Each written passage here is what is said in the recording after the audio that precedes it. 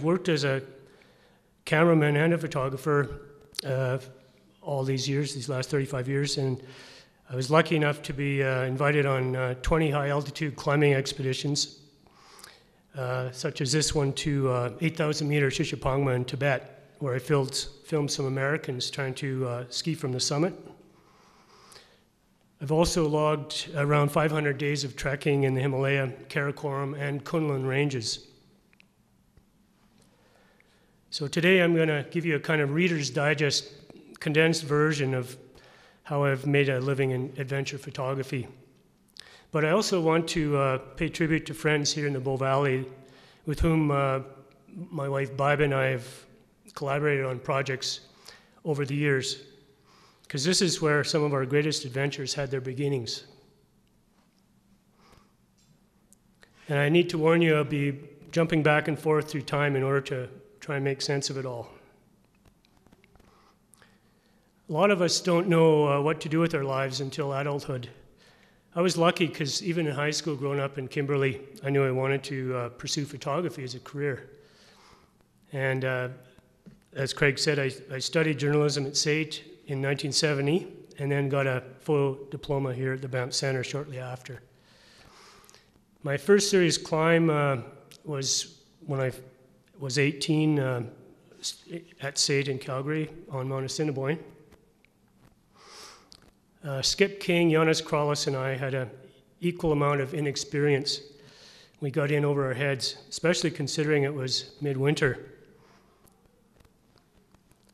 We reached the top just before sundown. A wicked wind was blowing, and the temperature was a fair amount colder than it is outside today. We were equipped like Mallory and Irving in 1924. We found a way down to a snowfield on the southwest face where we could dig a cave. And we didn't have a sleeping bag, tent, or shovel, and so we dug a cave with our hands. And we survived. And Jonas Krallis went on to carve out a career as a landscape photographer and has done several books on the mountains of Canada. You probably recognize his name or recognize his work for sure. But wisely, he gave up winter climbing after this one.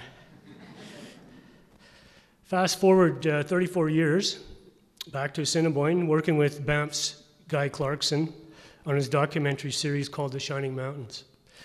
This time I'm a lot more experienced as I head up the mountain with Barry Blanchard and Bonnie Hamilton. And the combination of Guy's aerials from a chopper and my footage on the mountain epitomizes a documentary filmmaker's attempt to put the audience right there on the mountain with the climbers. This is the challenge that all photographers face, whether shooting stills or video. In other words, how to replicate reality without over-dramatizing it. Hypothermia is one of the greatest risks in winter mountaineering. Prolonged exposure to cold temperatures and high winds gradually lowers the body's temperature, numbing the mind and impairing a climber's judgment. You know, you willfully go up into these situations where risk is amplified, and that to take life for granted is a huge assumption a lot of the times. Perhaps the purpose of risk is just to wake you up to the fact that what a gift of life is, and I guess to hang on to it as best you can.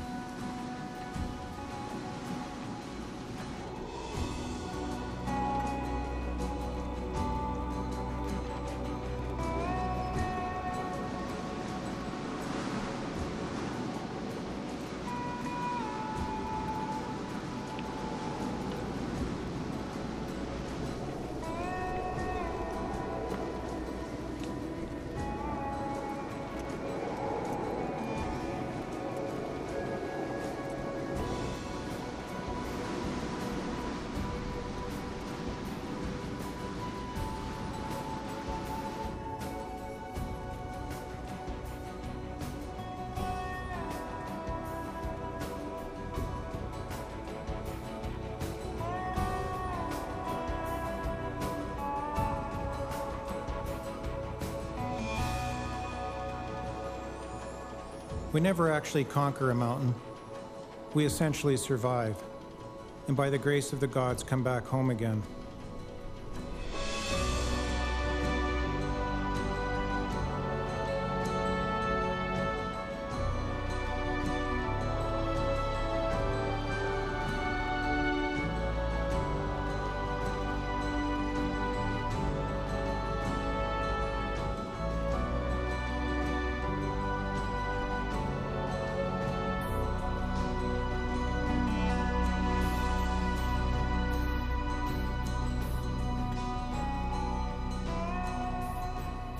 The ancient ones traveled on foot. 200 years ago, a few fur traders arrived on horseback. In 1901, the first mountaineers stood on this summit. Then with the railway and automobile, inroads to the wilderness began in earnest. Now big industry competes with recreation to profit from these mountains. And the gods in their infinite patience continue to grace us. But for how long?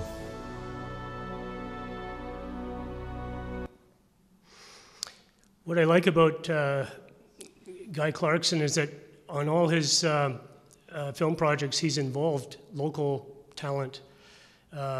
Everyone on his film crew almost is from this area, or Calgary or Alberta. So I know many of us are appreciative that he didn't look further afield. You know, he found very capable and passionate people right in his backyard.